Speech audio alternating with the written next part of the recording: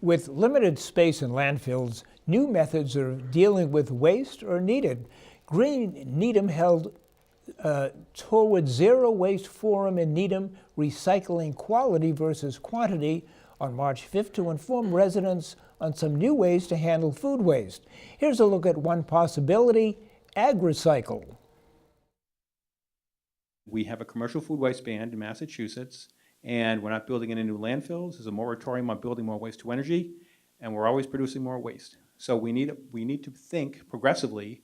We want to be ahead of the ball in Needham, and we want to have an infrastructure in place that will allow us, those patrons who use the RTS, to bring your food waste and drop it off so that it's taken out of the waste stream, it's brought to Maine, put into an anaerobic digestion facility, produces electricity.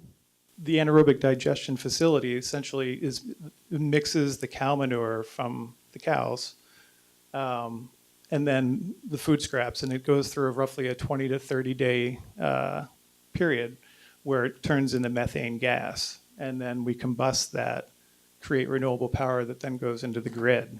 So we're basically keeping the food scraps out of the landfills, prolonging the life of those existing landfills, which are in shorter and shorter supply, keeping it out of local incinerators as well, because if you put wet food scraps onto an incinerator, it's essentially like putting soup on your campfire. So it doesn't help that facility, or it helps it, helps that incinerator run more efficiently by taking that wet food waste out.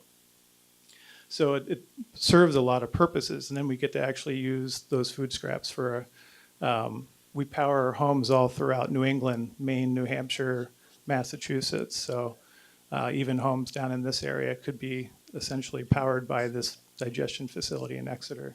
We're going to institute a residential food waste drop-off program at the transfer station that you can simply put all your scraps in at your house, your coffee grounds, your banana peels, your bread, bones, the whole gambit, and you can drop that off at the transfer station. I can't take that material and dump it into the composting operation because it doesn't work for the operation.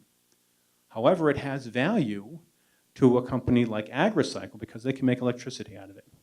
And the benefit to you as a taxpayer, if we can work out a deal where there's minimal or no cost for the program, again, we're talking about cost avoidance because we're not paying money. $66.14 a ton is what we pay to burn it. Okay, and if we figure in the transportation cost to haul it there, it's about 99 bucks a ton. So if we can take out, let's see, we did about 9,000 tons of trash. If 25% of this waste stream is food waste, do the math. 2,250 tons times 99 bucks, math's a little rusty. We're talking about a pretty good chunk of change that we could potentially save every year by taking that food waste and recycling it with a company like AgriCycle. If you are interested in these projects and these activities, please come talk to us. We would love to have you become part of the team that's going to make this happen, because it's going to be about education. It's going to also be about, at some point, even if Greg comes up with the greatest idea to do this, we're going to have to sell this within the town. It's going to have to be explained to our fellow citizens. They're going to have to want to buy into it, whether it's at town meeting or through their elected officials.